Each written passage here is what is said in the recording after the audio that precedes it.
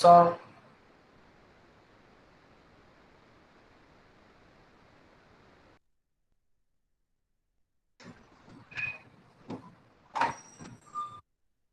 Gravando agora. Vamos voltar lá. O orçamento de capital, primeiro tópico. Então, nós vamos ver aí a questão de mensurar os fluxos futuros, né? E verificar se, por exemplo, se um projeto é viável ou não, né? Então, as justificativas para desembolso de dinheiro ou dispêndio, né? Então, é um desembolso de recursos por parte da empresa que se espera vá para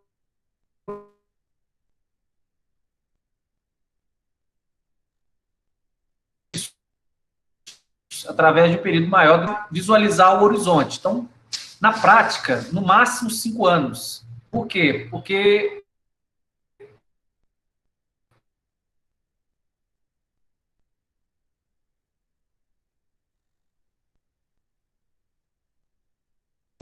você está com uma luneta, só que tem algumas tempestades também.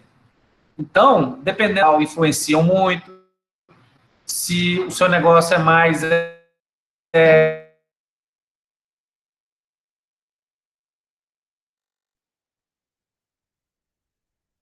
sazonal, ou o seu negócio é mais local, né? Então, independentemente de qual esfera, vai atingir de centro-direita ou centro-esquerda, vai ter algumas políticas diferentes. Pode afetar seu negócio. E também pode afetar o seu fluxo de caixa. Um exemplo. Então, ele vai tentar aprovar a poder ajudar o caixa daquelas empresas que estão meio apertadas. Dependendo da conjuntura do país, nem se querer, o governo não vai conseguir. Então, você tem que analisar, né? Como que está o cenário da política. Por exemplo, esse agora que a gente está vivendo, ele é muito complicado. Pandemia, etc, etc. Então, você não consegue projetar por muito tempo o seu fluxo de caixa. Pode ser que a coisa melhore fortemente no ano que vem, pode ser que não.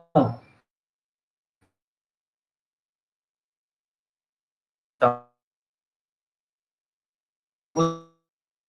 você tem que ter essas premissas aí, né? Você tem que considerar todos esses, poder fazer isso não é passada e fazer algumas, né, de diminuição.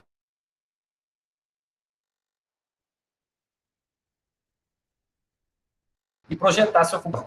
Então, temos básico, mas aí não tem uma forma. Então, vai depender de gestor para de gestor. Vai ter...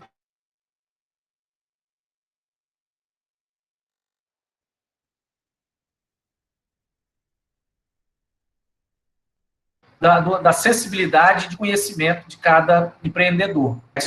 O negócio, né, as alternativas de caixa. Então, a gente tem, antes de começar a discutir, a gente tem que ter uns termos,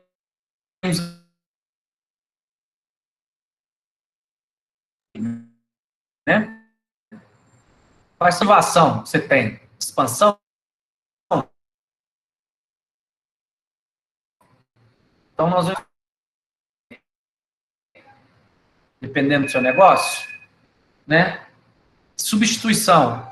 A maioria dos dispêndios de capital é feita para substituir ativos obsoletos. Será que está na hora da gente trocar? Eu vou prever lá no futuro, ou próximos meses, trocar meu maquinário? Modernização. Uma alternativa para substituição. Né? Vou aumentar a minha, digamos assim, a eficiência das minhas máquinas. Vamos modernizar, né? Vou colocar as coisas mais automáticas. Será que é o momento? E outros propósitos, né? Alguns dispêndios de capital não resultam da aquisição. Vamos colocar um ônibus para atender para poder a locomoção dos funcionários, para dar um maior conforto. Só um minutinho, gente.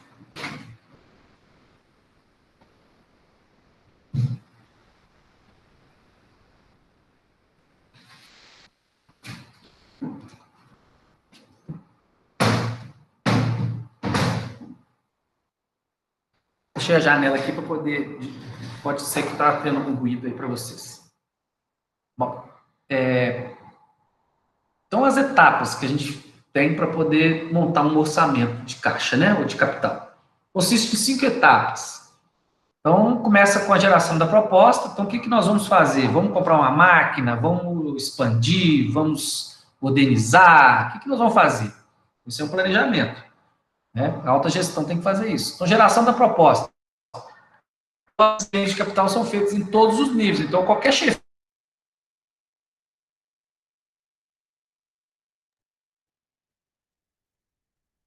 pode, olha, eu estou da chefe lá de suprimento, né?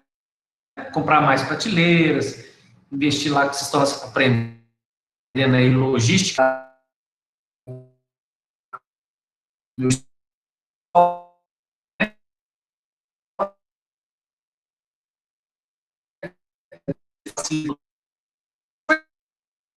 discutir. Então, a discussão é pelo custo. Então, os custos e benefícios propostos são estimados e, então, convertidos em uma série de fluxos de caixa relevantes. Então, essas propostas são formalmente. Então, primeiro eu pensei, agora nós vamos discutir custos, né? Vamos ver se é viável ou não. Feito isso, vamos tomar a decisão. Vai ser em dinheiro, moeda real? Vamos trocar? Vai ser permuta? O que for. Então, as empresas geralmente delegam autoridades sobre o dispêndio de capital com base em certos limites. Então, nós vamos, olha, esse projeto, se passar de tal valor, não é viável.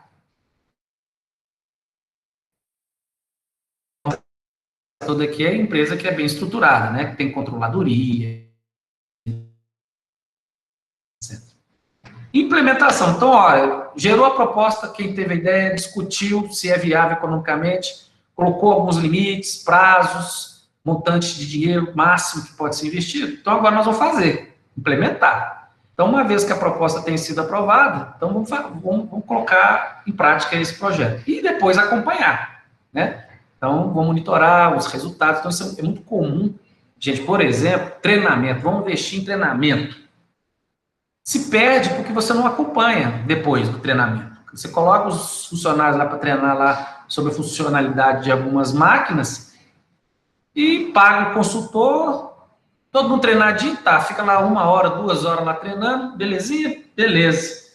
Depois some, né? Você investiu, né? Colocou aquele dinheiro lá e o resultado às vezes é muito pequeno. Um ou outro que captou a mensagem, né? Retém aquele conhecimento, e os demais ficaram ali vendo navio, né? Estão me escutando aí, gente? Pode continuar? Pode continuar, professor, estamos ouvindo. Tá. Bom, então projetos independentes versus reciprocamente excludentes, né? Então você tem projetos que às vezes um interfere no outro, ou às vezes um depende do outro, né? Ou às vezes são projetos totalmente independentes. Então você tem, os projetos independentes são aqueles cujos fluxos de caixa não são relacionados, não dependem um do outro. Se uma empresa tem recurso limitado para investir, todos os projetos independentes que atenderem a esse critério mínimo de aceitação podem ser implementados. Então, eu quero investir na compra de um caminhão MUC, não sei se você sabe o que é isso, caminhão MUC. O caminhão MUC é aquele que ele descarrega, né? Então, chega lá, por exemplo, uma indústria, uma usina de álcool, então chega lá, por exemplo, é um caminhão vamos ver aqui, de óleo, né, para poder lubrificar lá as máquinas. Então, vem em container, então esse caminhão MUC é tipo um braço, né, mecânico, tira lá os tonéis do caminhão transportador e põe lá no pátio ou no local que for. Chama caminhão MUC. Então, vamos investir esse tipo de bem, né.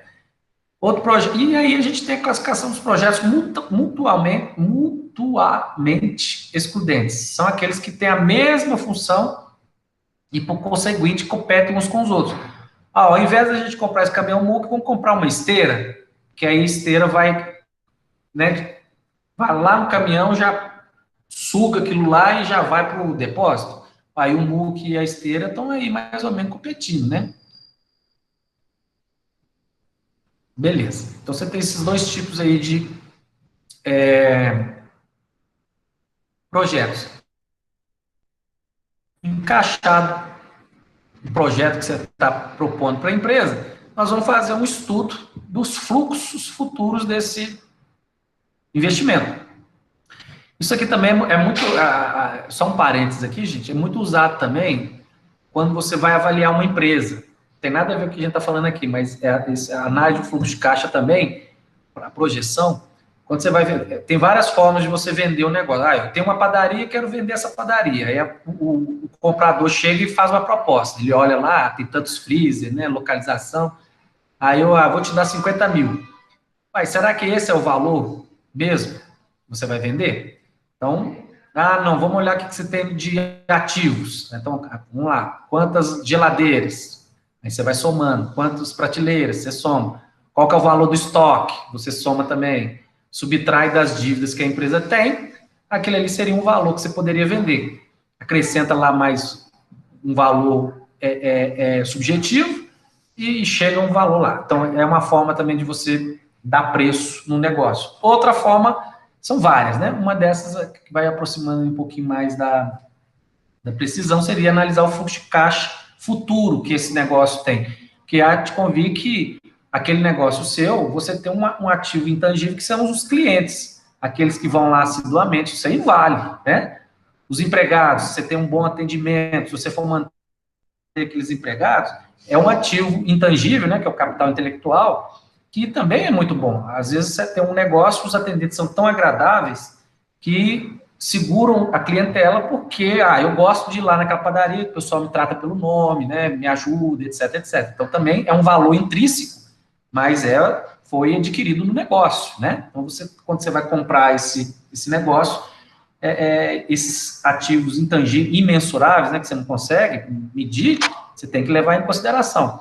Além de tudo isso que eu estou falando, vamos projetar o lucro, as entradas futuras desse caixa. Porque também quem construiu isso fui eu que montei a empresa. Então, eu quero uma parte do que você vai receber no futuro. Então, aí entra aí essa análise de ficar, olha, entra mais ou menos 15 mil reais por mês, vai dar 150, 300 mil, 400 mil, etc. Então, 10% desses 400 mil, a gente também acrescenta aqui nesse valor que a gente vai negociar. Então, é uma forma também que muitos... esse raciocínio é mais para quem vende grandes empresas, né? Os pequenininhos não pensam nisso, não. Mas é uma coisa a ser considerada. Voltando aqui, então, padrão de fluxo de caixa associado a projeto de investimento de capital, os padrões de fluxo de caixa podem ser classificados, isso aqui vocês já devem ter visto com o Marcos Areias, mas aqui a gente vai ver mais para que serve o número, né? Então, consiste em saídas de caixa inicial, seguida de uma série de entradas de caixa. Por exemplo, uma empresa pode gastar 10 mil hoje, então vamos comprar um bem hoje, e vamos ter entradas futuras. Então, aqui está bem linear, né? 2 mil, 2 mil, 2 mil. Então, quando a gente aprendeu lá no ensino médio, física, né? Então, a resultante da seta para cima não quer dizer que é 2 mil que está entrando, não. É 2 mil líquido. Ou seja, está positivo porque quando eu peguei a receita, menos depreciação, menos a folha de pagamento dos trabalhadores, etc., todos os gastos CT, eu vou ter um líquido mensal de 2 mil reais. A escala aí não interessa, né? Se é 2 mil, 2 milhões, o que for. Então, você teve, vamos colocar na escala de 10 milhões, né? Comprei uma máquina por 10 milhões, e essa máquina, ela vai trabalhar e vai me gerar uma receita, a escala aqui, se for ano, né? No caso aqui é ano, no final de cada ano. Então, tirando a depreciação dessa máquina, tirando a manutenção, claro que nos primeiros anos a manutenção vai ser quase zero, né? Mas tirando a manutenção, né? Tá tendo um resultado, uma entrada positiva de 2 mil. A gente não pode falar lucro, tá, gente? Quando a gente está falando de movimentação de caixa, ou é saldo positivo ou é saldo negativo. Os empresários...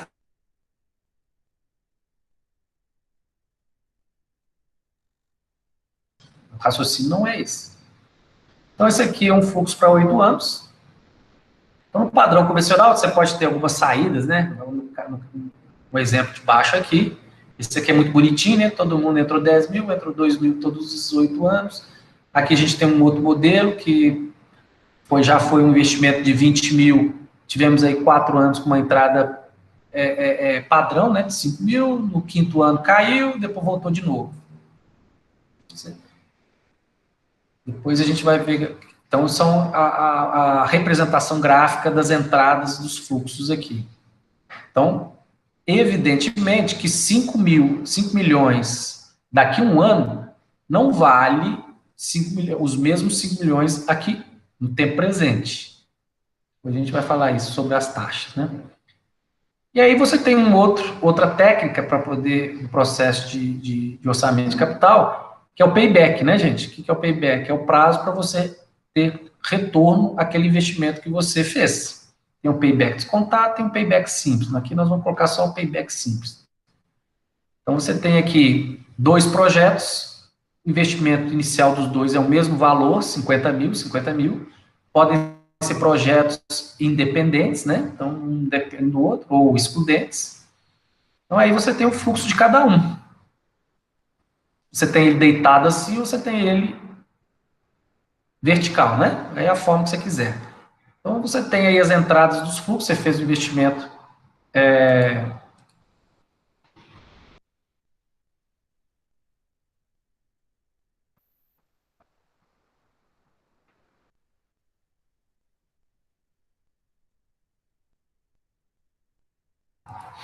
Desculpa, gente, deu uma crise de espirro aqui. Voltando aqui. Então, considerando aqui o investimento igual para os 2 projetos, no projeto A, você teve o primeiro, segundo ano, o mesmo valor, 5 mil, no terceiro ano, 40 mil, no quarto, 10, no quinto, 10 também. No projeto B, você teve uma entrada no primeiro ano, um investimento de 50 mil, né, comprou a máquina.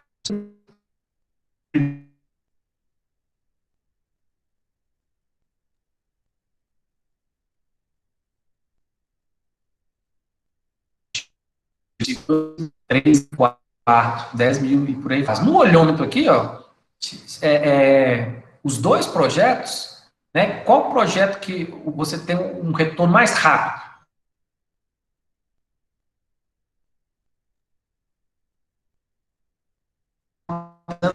Dos 2 projetos.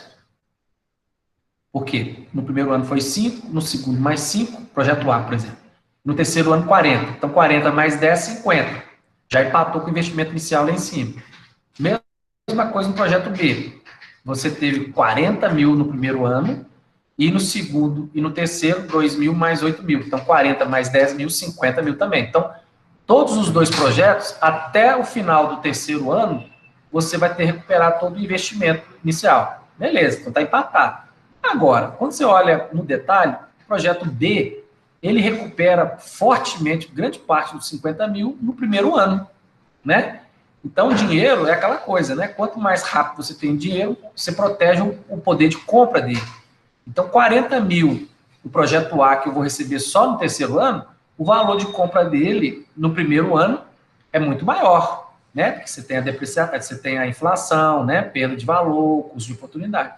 Então, apesar dos 2 projetos terem o retorno do investimento no mesmo período máximo, que é 3 anos, o projeto B ele é acelerado, principalmente no primeiro ano. Então, porém, o projeto B é melhor, pois já no primeiro ano ele recupera 40% aí do seu investimento. Então, é uma forma de se analisar um investimento. Outra forma é o valor presente líquido, que é o mais utilizado. Então, você tem valor presente é uma coisa e valor presente líquido é outra. Então, valor presente, quanto que um valor que está lá no quinto ano, nesse exemplo aí de 14 mil reais, vale hoje? Isso se chama valor presente. Agora, quanto que esse valor, descontado tudo que a perda de valor de mercado, etc., vale hoje? Aí vem o VPL, valor presente líquido. Então, considere explicitamente o valor. Vocês têm aí na HP, né? Se você olhar na HP, você tem o VP e você também tem o VPL, né? Então, o VPL considera explicitamente o valor do dinheiro no tempo. É considerado uma técnica sofisticada de orçamento de capital. Ele é encontrado subtraindo aquele dinheiro que você comprou a máquina das entradas futuras descontadas a uma taxa. Uma taxa é essa que, olha, se eu estou investir esse dinheiro nessa máquina, então eu espero que ele me dê um retorno no mínimo se eu tivesse aplicado esse dinheiro em um outro investimento, que é o que a gente chama de custo de oportunidade, ou, no caso aqui, custo de capital da empresa. Então, um exemplo aqui bem simples. A empresa Delta deseja analisar a viabilidade de 2 projetos. Então, investimento projeto A, 42 mil, investimento projeto B, 45 mil. Vamos descartar a questão do projeto mais barato que a gente vai selecionar, tá, gente? Só porque é 42 mil que eu vou selecionar ele, se o critério for só valor, não precisa nem fazer fluxo de caixa. Então, você tem uma taxa de atratividade. O que é essa taxa de atratividade? É o mínimo que você espera ganhar com esse investimento, tá? 10%. Prazo, 5 anos. Matematicamente, o que vai acontecer para calcular o VPL? Aqui tem 2 formas. Ou quem não tem a HP faz no Excel, quem tem HP faz na HP, né? Qualquer calculadora financeira tem essas funções aqui. Eu desenhei aqui, né, a função, as funções da HP. Ou resolvi aqui no Excel, né? Os resultados são os mesmos. Mas a gente tem que entender o que você está fazendo. Porque colocar aqui no Excel, você vai brigar aí no Excel, você vai conseguir. Ou então você vai pegar HP, vai brigar aí também e vai conseguir. Mas o que é 11.071 e o que é 10.924 para cada projeto, né? Então, aqui, voltando aqui, ó, no projeto A, teve uma entrada uniforme de 14, 14, 14, 14, 14, nos 5 anos, né? Para um investimento inicial de 42 mil. No projeto B, no primeiro ano, 28, então já foi meio, não foi uniforme, né, as entradas, só no terceiro até o quinto que foi, e aí teve entradas uniformes de 10 mil cada um. Então, no primeiro ano, 28, no segundo, 12, e no terceiro, 10, e até o quinto ano. Então, nós estamos analisando os 2 projetos no mesmo tempo, com investimentos iniciais um pouco diferentes, né? Solução. Então, você vai colocar lá no Excel, lá, né? Nas colunas lá. Aqui é uma sugestão, tá, gente? De organização, mas você pode fazer do seu jeito. Coloca os fluxos, as entradas, o valor em tempo zero sempre tem que ser negativo. Então, essa formatação aqui é para quando você vai trabalhar no Excel. Então, no ano zero, que é o momento que você está, né? O momento que você está fazendo a análise, é hoje, né? Então, você coloca, no caso, projeto A, menos 42, no projeto B, menos 45. E aí você lista exatamente o que está aqui no enunciado, você coloca aqui também, né? As entradas aqui, identifica o ano, para poder ficar tudo bonitinho. E aí você clica lá na fórmula, na função, né, lá em cima, lá, onde que você quer colocar o resultado. Aqui eu coloquei bem bonitinho aqui na célula B11, né, onde colocasse o resultado VPL. Então, você digita exatamente do jeito que eu coloquei aqui, ó, né, você clica aqui no espaço vazio que estaria, né, no caso do 11.071, estaria vazio aqui, você clicaria aqui, é o meu B11, aí você tem que ver onde é que você colocou aí no seu Excel. Digita essa fórmulazinha aqui, como o sinal lá em cima é menos 42, aqui você coloca mais o valor lá que você colocou. Esse B5 meu aqui é exatamente o investimento inicial. Está lá no ano zero.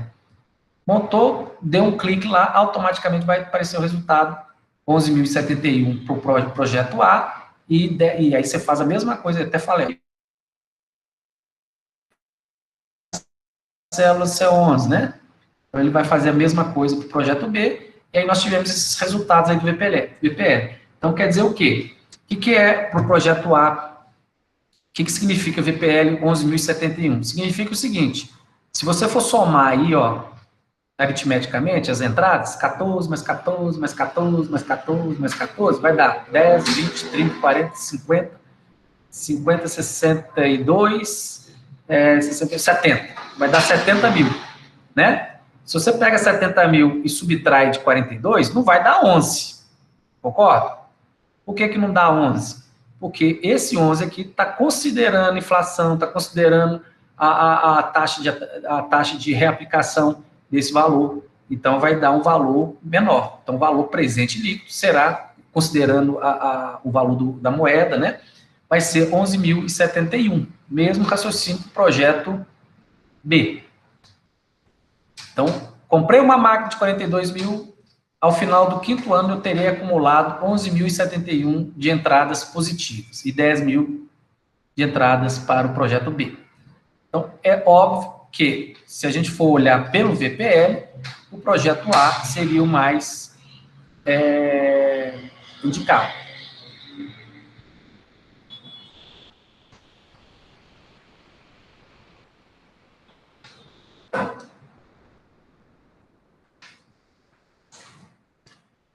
Então, agora, vamos para o... Então, ou você resolve aqui pelo Excel, agora vamos fazer pela HP, né? Mesma coisa, aí eu fiz aqui passo a passo, tá, gente? Desenhar mais que isso aqui, não consigo, não.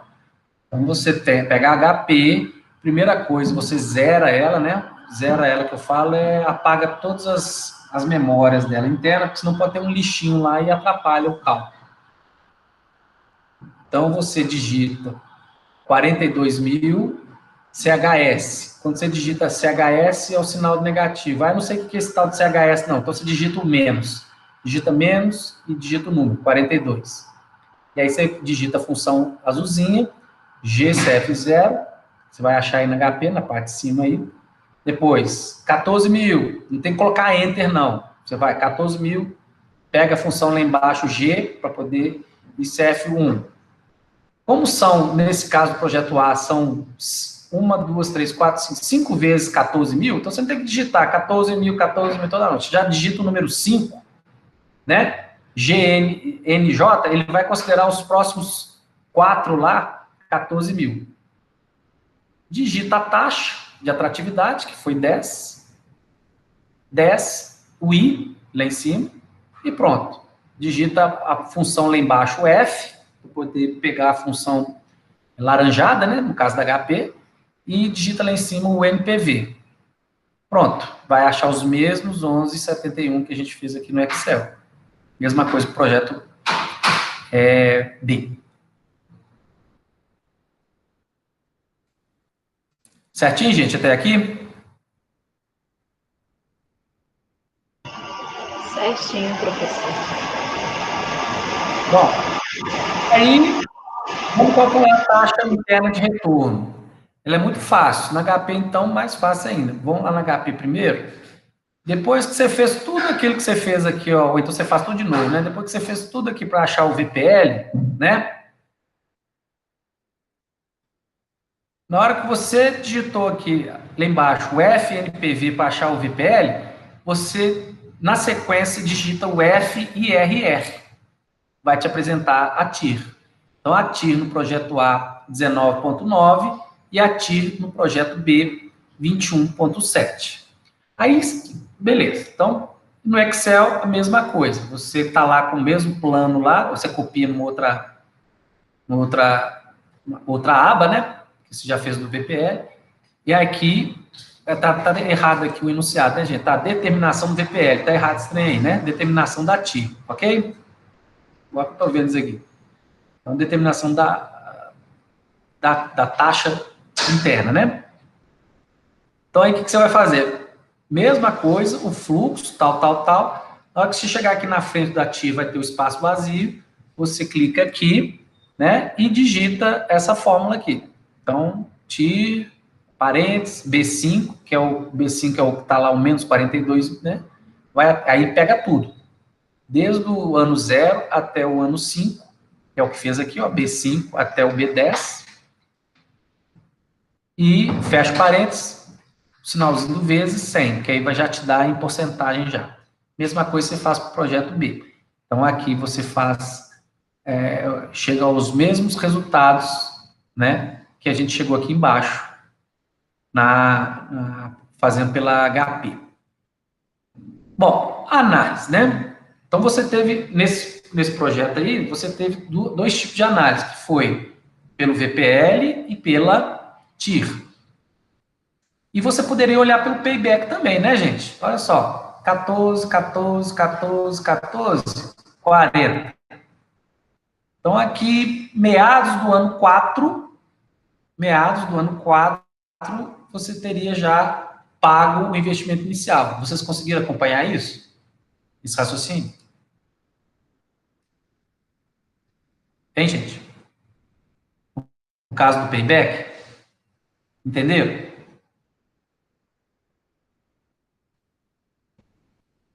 Pessoal? Sim. Não.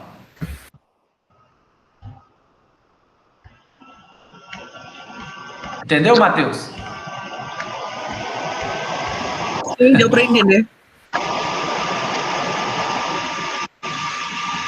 Então, vamos continuar aqui. Às vezes eu fico assim, sem responder, para ver se todos Oi? falam também, professor.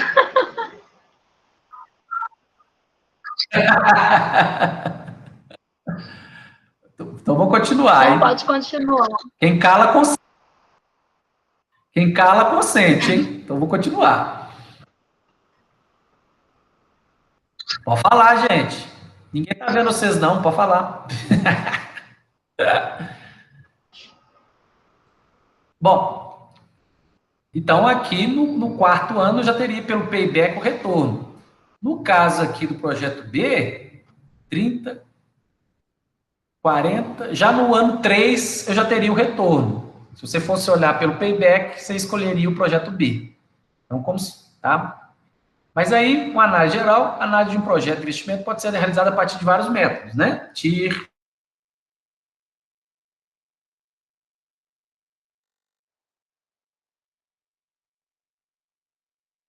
você tomar uma decisão pela TIR ou pelo VPL. Olha só, pelo VPL, o que dá maior retorno é o projeto A, 11 mil. Né? Pela TIR, olha que confusão. Pela TIR, quem me dá maior TIR é o projeto B. Então, se você analisar somente pela TIR, você escolheria o projeto B. Se você olhasse pelo payback, você também escolheria o projeto B, que te dá um retorno mais rápido. No terceiro ano, você já tem um retorno. Projeto A no quarto ano. Aí complicou, né? Então, qual dos três, então? Então, conforme o exemplo acima, considerando os mesmos projetos, indicar projetos distintos. Porém, é necessário ter um cuidado, né? Com a TIR. Então, a TIR do projeto B, que foi 21, representa todos os valores que serão reaplicados a uma taxa de 21,7. Ô, gente, onde é que você acha uma aplicação que vai te dar 21,7? Né? Se a gente está falando de cadeia de poupança 0,2, eu acho que nem vai conseguir uma taxa tão alta assim, ou petróleo, ou algo assim, não dá uma reaplicação tão alta assim. Então, apesar da taxa ser alta, ela é boa, mas ela não é factível. Você não vai conseguir no mercado reaplicar anualmente, constantemente, o seu dinheiro a 21,7. Ou poderá. Aí depende do cenário econômico do país. Se você me fala isso aqui na década de 80, na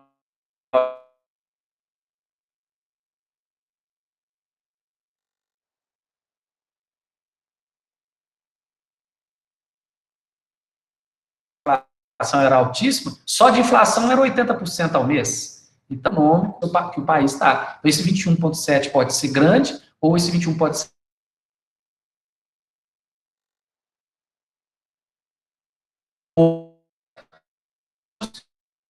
são orientados para ter um rendimento na casa disso aí, 2%, 3%, 4%, 5%. Agora, quando você chuta para 21, fica bem distante, né, dos parâmetros econômicos. Então, é isso que eu quero chamar a atenção no que esse 21,7 representa, né. Então, resumindo, o método da TIR requer alguns cuidados na sua interpretação, mas é válido por resultar um número que pode ser facilmente comparado com outras rentabilidades, que é o que eu acabei de falar. Você pegar essa rentabilidade de 21,7, seja um negócio comprar ouro, dólar, o que for, compara com a realidade de hoje.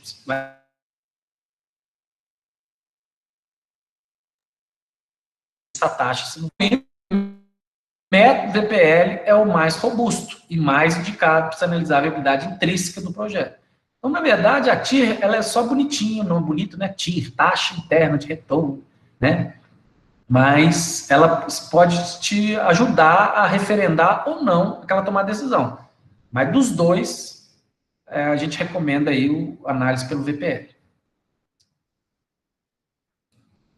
Certinho? Certinho. Pode continuar, Ellen? Pode. Então tá bom. Outro assunto que é bem curtinho, né, que é o saldo mínimo de caixa. Assim como a gente tem que ter o saldo mínimo de estoque, né, a gente também tem que ter o saldo mínimo lá para colocar lá no caixa.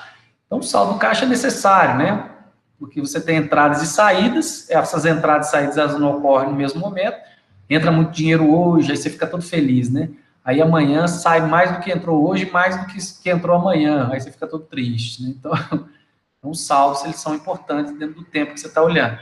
Então, qual que é a forma? São todos os pagamentos de caixa esperados em um determinado tempo. Então, quanto que você espera pagar?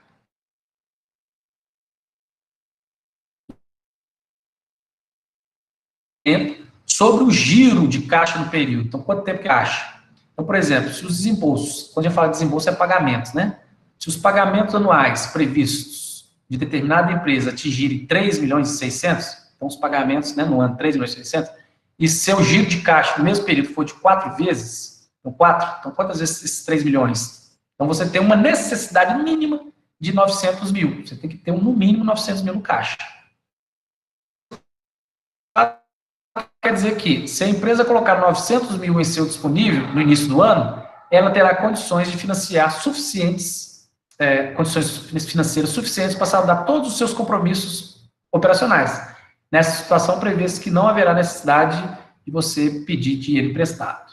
Então, se você tem um pagamento anual de 3 milhões e 600, se você começar o ano com 900 mil, você vai conseguir manter os pagamentos junto com os recebimentos, honrar com seus compromissos. Certo? Dúvidas, gente? Por enquanto, sem dúvidas, professor. Então é isso. O recado dessa semana é esse. Eu ainda não vi se vocês já fizeram as atividades semana passada. Fizeram? Eu fiz. Fez, né? Então tá. Essa semana fecha no dia Dia 6. domingo, né? Na semana passada. Isso. Da semana passada eu estendi até terça-feira, né? Porque a gente teve aquela confusão lá no Moodle, né? No domingo, né? Por isso que foi um dos motivos até que eu posterguei o nosso. Mas, então a gente vai monitorando, tá, gente? Beleza. Então vai dando problema nos Moodle da vida, a gente vai ajustando, beleza? Beleza, professor. Então tá, gente. Mais alguma questão, alguma dúvida? Não. Por enquanto tá tranquilo. Na hora da atividade vai surgindo dúvida. Se não der para a gente mesmo tirar, a gente entra em contato. Exatamente, exatamente. É isso aí. Então tá bom, queridas. Tenham um bom dia. Bom dia. Bom dia.